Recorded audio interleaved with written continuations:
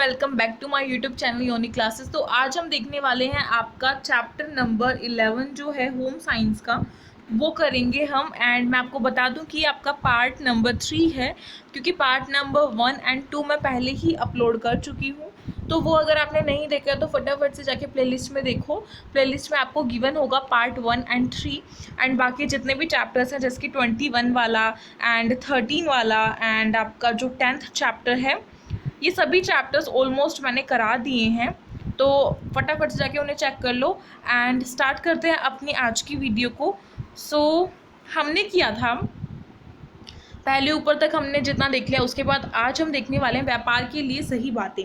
तो कुछ बातें ऐसी होती हैं जो हमें बहुत एक इम्पोर्टेंट होती है जाननी, अगर हम कोई भी व्यापार कर रहे हैं उसके लिए। तो फर्स्ट ऑफ ऑल आपका फर्स्ट पॉइंट आता है सही व्यापार। सही व्यापार कैसे? फुटकर व्यापारी को अपने शेल्फे उस सामान में से भरी रखनी चाहिए जिसकी ग्राहकों को ज़रूरत हो। यानी कि जो भी, अगर आपने दुकान खोली है, फॉर एग्जांपल अगर कोई परचून की दुकान है, परचून की दुकान का मतलब होता है जिसके चीनी चावल वगैरह उसमें है, या फिर कोई कपड़े की दुकान है, तो आपने अपने जितना भी जो सामान है वो अच्छे से व्यवस्थित कर रखा हो, अच्छे से भर रखा हो पूरे अच्छे तरीके से। यानी कि जिस चीज़ की आपकी दुकान है, फॉर एग्जांपल अगर आपके कपड़े की दुकान है तो आपकी दुकान में कपड़े हों, ये नहीं कि आपकी दुकान में बिस्किट्स हैं या फिर आपकी दुकान में टॉफ़ीज़ हैं। ऐसा नहीं होना चाहिए कि कपड़े ना होकर टॉफ़ीज़ एंड बिस्किट्स वगैरह हो और आपने नाम दे रखा है कि कपड़ों की शॉप है, तो इससे तो फिर कोई भी नहीं आएगा।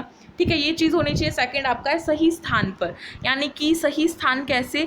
अब हमें ये पता होना चाहिए कि हम उस, देखो ऐसा बोलते हैं ना कि हमें वहाँ पे दुकान खोलनी चाहिए जहाँ पे जो ग्राहक हैं वो ज़्यादा आते हों, या फिर चलता फिरता रोड हो तो कोई भी आके कपड़े वगैरह या फिर कोई खाने पीने की चीज़ें जो है वो ख़रीद सकें।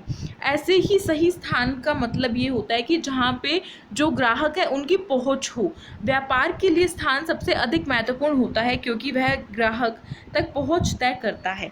ठीक है, अब व्यापार के लिए हमें अगर दुकान खोलनी है तो किसी इसी जगह पे खोलनी पड़ेगी जहाँ पे जो ग्राहक हैं वो आते रहते हो, या फिर चलता फिरता रोड हो कि कोई भी ट्रैवल कर रहा है, उसको चाहिए कुछ भी खाने पीने के लिए तो वहाँ पे चला जाए। या फिर एक मार्केट एरिया होता है वहाँ पे खोलें जिसमें ऑलमोस्ट जो भी हमारी चीज़ें दुकानें होती हैं वो होती हैं, तो ग्राहक वहाँ पे आते ही रहते हैं।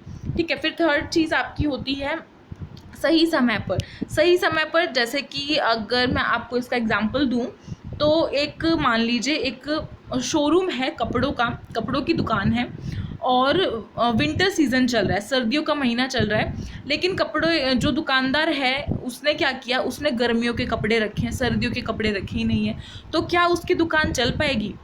मुश्किल से 10% उसकी दुकान चलेगी, मुश्किल से, वो भी, और इतनी भी नहीं चलेगी। बिकॉज देखो विंटर सीज़न में सभी जो है विंटर के कपड़े खरीदते हैं। ऐसा तो नहीं है कि हम सर्दियों के महीनों में गर्मियों के कपड़े खरीद के रख रहे हैं, ऐसा तो बहुत ही मुश्किल से कोई एक होता है। ऐसे ही अगर मान लीजिए अगर किसी की परचून की दुकान है, उसने उसमें आइसक्रीम वगैरह भी रखी हुई है, तो गर्मियों के टाइम पे अगर वो आइसक्रीम रखेगा तो उसकी बिक्री दुगनी तिगनी होगी। ठीक है, क्योंकि बच्चे खरीदते हैं, बड़े भी खाना पसंद करते हैं, इनफैक्ट सभी कोई आ जा रहा होता है, गर्मी लग रही है तो खरीद के खा लिया। लेकिन अगर वही चीज़ उसने सर्दियों के मौसम में रखी है आइसक्रीम, तो क्या उसको कोई ख़रीदेगा? वो रखी रखी सड़ जाएगी, लेकिन उसको कोई ख़रीदे नहीं। अगर बच्चे का मन भी कर रहा है तो भी उसे ख़रीदने नहीं दी जाएगी। ऐसा ही होता है। तो यही इसमें लिखा हुआ है, अधिकांश व्यापारिक सामग्री मौसमी प्रकृति की होती है, जब इसकी सबसे अधिक आवश्यकता हो तब उस सामग्री उपलब्ध होनी चाहिए। ठीक है, उसके बाद फिर फोर्थ आपका पॉइंट है सही मात्रा में। सही मात्रा में का अर्थ क्या है? इसका अर्थ है कि बिक्री की मात्रा और बिकाऊ सामान सूची की मात्रा के बीच लाभप्रद संतुलन हो। यानी कि अगर आप व्यापार कर रहे हैं तो सभी का मेन मोटिव क्या होता है? अगर वो कोई भी काम कर रहा है तो उनका मेन मोटिव होता है कि उनको थोड़ा बहुत प्रॉफिट भी हो। जैसे कि अगर कोई बिजनेस कर रहा है, फॉर एग्ज़ाम्पल कोई ऑनलाइन बिज़नेस करते हैं, कोई ऑफलाइन करते हैं, तो वो चाहते हैं कि उनकी जो ब्रांच है, उनकी जो चीज़ है जो भी वो बना रहे हैं, या फिर जो भी जो कंप्यूटर पे वो काम करते हैं, वो चाहते हैं कि उनमें उनको प्रॉफिट हो। ऐसा तो नहीं है कि विदाउट प्रॉफिट कोई भी काम करने बैठ जाएगा। अगर विदाउट प्रॉफिट वो काम कर रहा है, इसका मतलब क्या है कि वो अपनी टाइम वेस्टेज कर रहा है आज की दुनिया में तो खासकर। तो इसलिए प्रॉफिट होना चाहिए आपको। अगर आप कोई भी काम करते हैं, कोई भी व्यापार करते हैं किसी से भी रिलेटेड, तो आप आपका जो मटेरियल है, आपका जो सामान है, उसकी एक वैल्यू होनी चाहिए, एक भाई उसका प्राइस होना चाहिए कि ये प्राइस इतना है। जैसे आपने देखा होगा शॉप्स पे हम जाते हैं, कुछ भी मान लीजिए अगर हम कोई ज्वेलरी ख़रीदने जा रहे हैं, आर्टिफिशियल ज्वेलरी, और हम कहते हैं कि ये कितने का प्राइस है, तो आपने देखा होगा जो शॉपकीपर होता है वो कहता है कि ये 200 का प्राइस है। एंड देन फिर हम कहते हैं कि नहीं थोड़ा सा कम कर दो, इतने का तो नहीं चलेगा, थोड़े बहुत चिक चिक करते हैं। उसके बाद क्या होता है, जो शॉपकीपर है वो 150 का कर देता है, तो उससे हम भी सेटिस्फाइड हो जाते हैं कि हाँ हमें मिल गया और सस्ते में मिल गया, हमारा ये होता है। और शॉपकीपर भी सेटिस्फाइड होता है कि जो जितना उसने सोचा था उतना उसको प्रॉफिट हो गया है वहाँ से। यानी कि ऐसा तो नहीं है कि अगर उसने 50 रुपये घटा दिए तो इसका मतलब वो अपना प्रॉफिट कुछ भी नहीं रख रहा है, फिर वो अपना लॉस करके हमें दे रहा है चीज़। नहीं, जो 150 रुपये की चीज़ उसने बेची तो कम से कम उसके पीछे उसने 20-30 रुपये तो कमाए ही होंगे। तो वही जो एक चालूपंती भी करनी पड़ती है इस तरीके से, तो ये भी आपका एक पॉइंट हो जाएगा। फिर 5वां है आपका सही मूल्य। अब ऐसा भी नहीं है कि हम कोई भी, अब मान लीजिए जैसे मैंने अभी एग्जांपल दिया ज्वेलरी का, तो ऐसा नहीं है कि मैं 200 की ज्वेलरी को बढ़ा चढ़ा के 500 की ज्वेलरी बना दूँ, ऐसा तो नहीं कर सकते। हमें एक जो उसका बिल्कुल स्पेसिफिक रेट होता है, प्राइस होता है, वो रखना ही पड़ेगा कि वो ग्राहक की नज़र से भी सही हो। ग्राहक को ऐसा ना लगे कि ये तो बहुत फेंक रहा है और इससे जो खरीदना है ना वो अपने पैर पर कुल्हाड़ी मारने वाला काम है कि हम महंगी चीज़ खरीदेंगे। नहीं, तो जो अमाउंट है आपका, जो भी प्राइस है आपका, जिस भी चीज़ को आप बेच रहे हैं उसका प्राइस भी थोड़ा ऐसा होना चाहिए कि दूसरा सुने तो उसको ठीक ठाक लगे। ठीक है, बढ़ाओ लेकिन इतना नहीं कि उसको आसमान तक पहुंचा दो ताकि उसको कोई खरीदे ही ना। तो यहाँ पे लिखा हुआ है व्यापारी को ऐसा मूल्य रखना चाहिए जो इतना अधिक हो कि दुकान को लाभ मिले और फिर भी इतना कम हो कि स्पर्धा में रह सके और ग्राहकों की अपेक्षा के अनुरूप हो, और साथ ही साथ कंपटीशन में हो। अब ऐसा थोड़ी ना कि एक शॉप पे मेरे को कपड़ा 250 में मिल रहा है, दूसरे शॉप पे देखूँ तो मेरे को 500 में मिल रहा है, तो इससे कंपटीशन लेवल जो है ना वो उसका क्या होगा, गिर जाएगा। मैं खरीदूंगी कहाँ से, जहाँ से मुझे सस्ता मिल रहा है। माइंड में यही रहता है कि खरीदना वहीं से है जहाँ से सस्ता रहता है, हम क्यों महंगी चीज़ खरीदें, चाहे वो चले 2 दिन भी नहीं, फिर भी ये रहता है, हमारे सभी के मन में रहता है। तो इसीलिए ऐसा ना हो कि हमारा साइड वाला जो है वो ज़्यादा का बेच रहा हो और हम कम का बेच रहे हैं, तो वो जो प्राइस है उसका ध्यान रखना है। एंड आपका 6 पॉइंट है सही संवर्धन। अब सही संवर्धन का अर्थ क्या है, निवेश और ग्राहकों को आकर्षक करने के लिए मध्यम सही संतुलन। यानी कि अब आपका जो दुकान है, जो भी आपने शॉप अपनी खोली है या फिर जो भी आप अपना व्यवसाय चला रहे हैं, एक तरीके से वो थोड़ा अट्रैक्टिव हो, आपके बोलने का ढंग अट्रैक्टिव हो, बातचीत करने का ग्राहकों से। और दुकान अगर आपने खोली है तो उसको सजावट ऐसी करो उसकी, अगर कपड़ों के तो अच्छे से कपड़े वगैरह टांगो कि भाई हाँ हमारे दुकान पे ये भी है ये भी है, तो उससे अट्रैक्टिव बढ़ते ही है, अट्रैक्शन बढ़ता है ग्राहकों का और वो आते ही हैं आपकी दुकान पे। ठीक है, नेक्स्ट फिर आपका है, देखो बिल्कुल एज इट इज़ चीज़ आपको अपने एग्जाम में लिख के नहीं आनी कि यही कॉपी करके लिख दिया, अपनी लैंग्वेज में भी बना के लिख सकते हो। उसके बाद है फैशन का खुदरा संगठन। क्या है, फैशन उद्योग में संगठन प्रणाली को विभिन्न प्रकार की व्यापार सामग्री, व्यापार के आकार और लक्षित ग्राहक के आधार पर 3 भागों में विभाजित किया गया है। जो फैशन खुदरा संगठन है उसको 3 भागों में विभाजित किया गया है। किसके प्रकार से, सामग्री के, व्यापार के आकार के और लक्षित ग्राहक के। ठीक है, अब देखेंगे 3 प्रकार कौन से हैं। ये 3 प्रकार हमारे आते हैं, छोटा एकल स्टोर, विभागीय स्टोर या फिर स्टोर श्रृंखला। तो सबसे पहले हम देखेंगे छोटा एकल स्टोर। छोटा एकल स्टोर क्या होगा, स्मॉल सिंगल यूनिट। इसमें क्या है, देखो जैसे कि अगर हमने ऐसा आपने कहीं देखा होगा, गली वगैरह में आप कहीं जा रहे हैं और आपने देखा कि एक बहुत अच्छा सा घर बना हुआ है और उसी घर के नीचे एक छोटी सी दुकान खोली हुई है, तकरीबन 1 कमरे की दुकान होती है, ज़्यादा बड़ी नहीं, छोटी सी दुकान खोली हुई है और वो उस घर के मेंबर ने ही खोली है। तो ये एक एग्जाम्पल होगा छोटा एकल इकाई, छोटा एकल स्टोर का एक ये एग्जाम्पल होगा। बिकॉज ऐसी कोई दुकान जो कि आप क्या कर रहे हैं, एक व्यक्ति चला सके या फिर पूरा परिवार मिलके चलाए, लेकिन ऐसा ना हो कि उसमें 20-30 लोगों की ज़रूरत है। नहीं, इतनी छोटी दुकान होती है, छोटा लिकर स्टोर का मतलब है कि उसमें एक व्यक्ति आराम से उस दुकान को चला सकता है। यहाँ पे लिखा हुआ है पड़ोस की या स्थानीय दुकान जो एक व्यक्ति या उसके परिवार द्वारा चलाई जा सके। फिर है विभागीय स्टोर यानी कि डिपार्टमेंटल स्टोर। डिपार्टमेंटल स्टोर क्या होता है, जिसमें अलग अलग विभाग होते हैं। फॉर एग्जाम्पल बड़ी बड़ी सिटीज़ होती हैं, जो जैसे दिल्ली में अगर आप प्योर दिल्ली, न्यू दिल्ली की तरफ जाते हैं तो वहाँ पे आपको मिलेगा बहुत अच्छे अच्छे शोरूम्स होते हैं, जिसमें शोरूम्स में क्या होता है, एक साइड किसका कंपार्टमेंट होता है, एक साइड होता है क्लोथ्स का, एक साइड होता है खाने का स्टॉल होता है, एक साइड कुछ लगा हुआ है सजावट की सामान है, पहनने के लिए कपड़े हैं, ज्वेलरी है, या फिर जो भी घर में काम होता है किचन वगैरह का है। मतलब ये सारी चीज़ें एक ही जगह पे हो, एक ही बड़ा सा स्टोर है, बड़ा सा स्टोर कहूँ या उसको बड़ा सा मॉल कहूँ, शोरूम कहूँ, इस तरीके से। यानी कि उसमें अलग अलग विभाग बटे हुए हैं। जैसे कि यहाँ पे इन्होंने दिखा दिया इलेक्ट्रिक के हो, इलेक्ट्रिसिटी से जो भी चीज़ें चलती है, जैसे आपने देखा होगा वीडियोस में देखा होगा आपने, या फिर आप कभी गए हो, जो शोरूम्स होते हैं उनमें गेम भी होता है बच्चों के लिए, कि वहाँ पे जाके बच्चे गेम भी खेल सकते हैं पैसे डाल के। ऐसी मशीनें भी लगी हुई होती हैं जिससे कि बच्चों का टाइम पास बहुत अच्छे से हो जाता है ना। तो यही सारे, इसमें क्या होता है, इसमें अलग अलग डिपार्टमेंट बटे हुए होते हैं, जिससे कि उसमें ज़्यादा लोग चाहिए। इसका मतलब ये नहीं कि एक दो व्यक्ति से वो चल जाएगा, नहीं, उसमें बहुत सारे लोग चाहिए। फिर उसके बाद आपका आता है नेक्स्ट स्टोर श्रृंखला, चेन ऑफ स्टोर। ठीक है, ये क्या है, एक ही ब्रांड और केंद्रीय प्रबंधन की फुटकर दुकानें, इनकी मानकृति व्यावसायिक विधियां और पद्धतियां होती हैं। जैसे कि कोई भी एक ही ब्रांड का कुछ भी चीज़ सामान है वो एक ही ब्रांड की हो। फॉर एग्जाम्पल अगर कहूँ, किसी का प्रचार नहीं कर रही, जैसे कि आपने देखा होगा आपके आसपास या थोड़ी सी दूरी पे पतंजलि का स्टोर खुला हुआ है। अगर आप उस पतंजलि के स्टोर में जाते हैं तो आपको वहाँ पे पतंजलि की ही चीज़ें मिलेंगी, किसी और ब्रांड की नहीं मिलेंगी। जैसे कि पतंजलि का ऑयल, कितनी सारी चीज़ें बना ली है पतंजलि ने, जैसा कि आप सभी ने देखा है। ऑयल हो गया, ब्रेड्स हो गई, खाने पीने की चीज़ें होती हैं बहुत सारी, मैगी वगैरह। तो वो सारी चीज़ें किस ब्रांड की है, ओनली एक ही ब्रांड की है, तो इसको कहेंगे चेन ऑफ स्टोर। ठीक है, नेक्स्ट फिर आपका है फैशन के खुदरा संगठन के प्रमुख विभाग। अब यहाँ पे कुछ विभागों के बारे में हमें बताया गया है। सो फर्स्ट ऑफ ऑल आपका है व्यापारिक विभाग। व्यापारिक विभाग में क्या है, क्रय विक्रय, व्यापारिक नियोजन और नियंत्रण का कार्य चलता है जिसमें।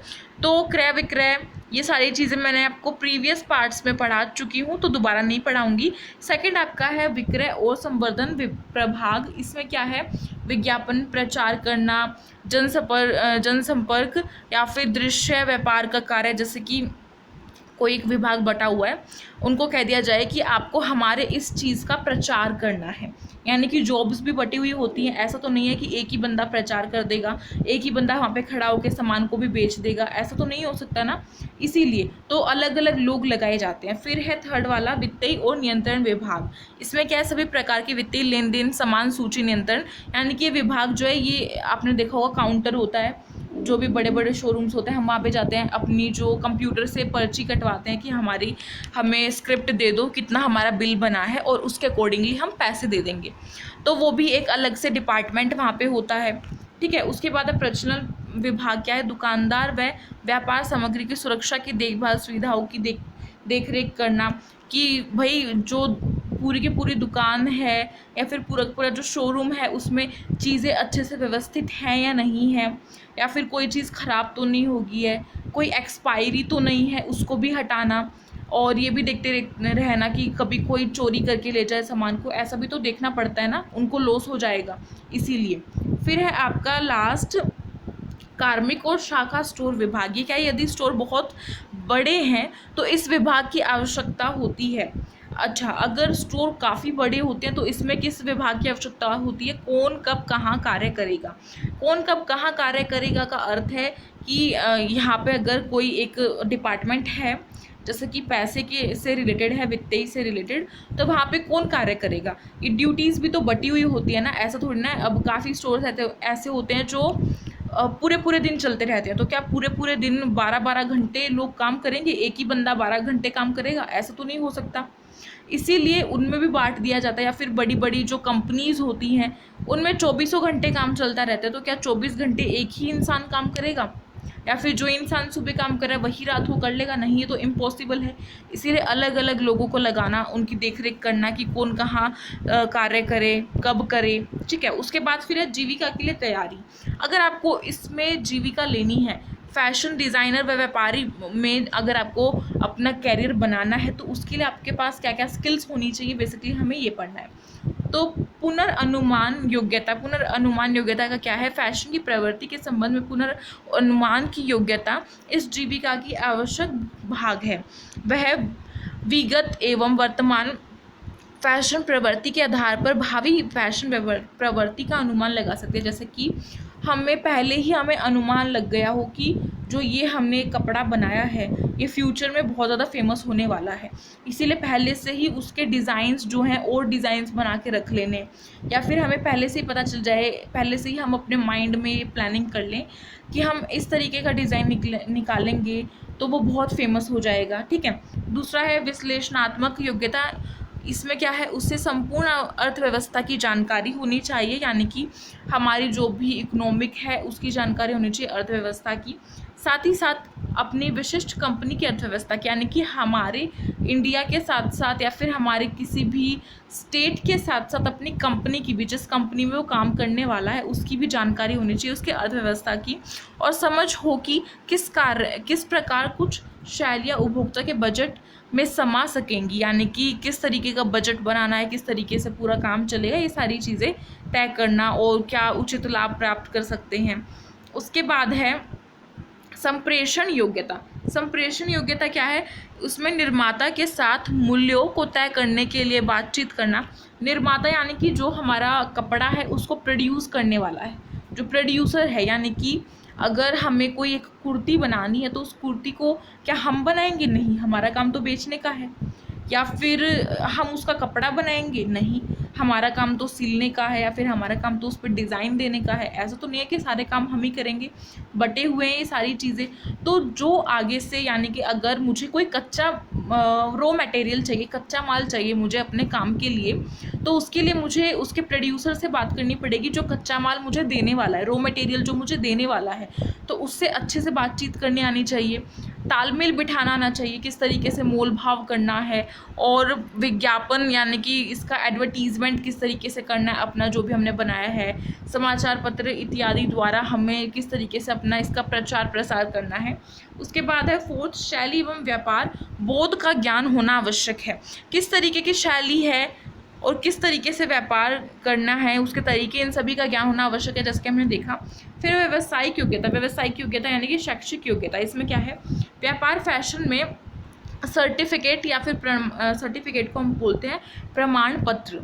सर्टिफिकेट हो, डिग्री हो, डिप्लोमा हो, वो भी कितने साल का, 6 महीने का या फिर 1 साल तक का। फैशन डिज़ाइनिंग का कोर्स करते हैं काफ़ी लोग, आपने सुना होगा, काफ़ी लोग करना भी चाहते हैं।